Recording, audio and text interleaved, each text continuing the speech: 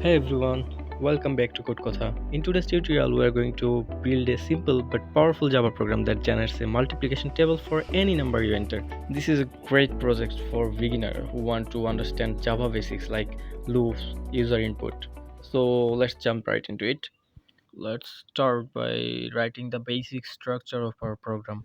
Give a welcome message to users, so system.out.print welcome to our multiplication world. The first thing we'll use scanner to get a number from the user. We create a scanner object named input. This allows us to capture the user's number which we store in a variable. At first, give a message to user to input a number and then we'll take the variable. Let's take an integer for number. It's called num input.nextInt. Look a bit. A multiplication table would be like that. If it multiplication table of 4, then 4 will multiply by 1 to 10 and the result will come on the other side. So we'll take a loop that will generate the whole multiplication table. To do this, we will use a while loop that runs 10 times and calculates every line of the table. We'll take an integer I. We initialize I as 1 and set it to increment by 1 in every iteration until it reaches 10.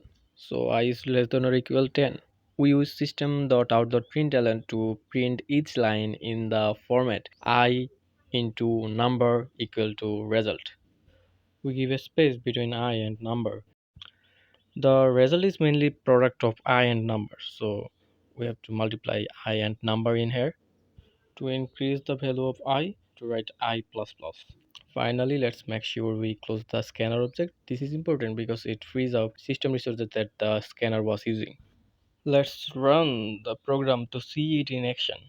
I mistake the spelling of welcome. Let's run it again. If I am to make multiplication table of 12, then enter and see the result.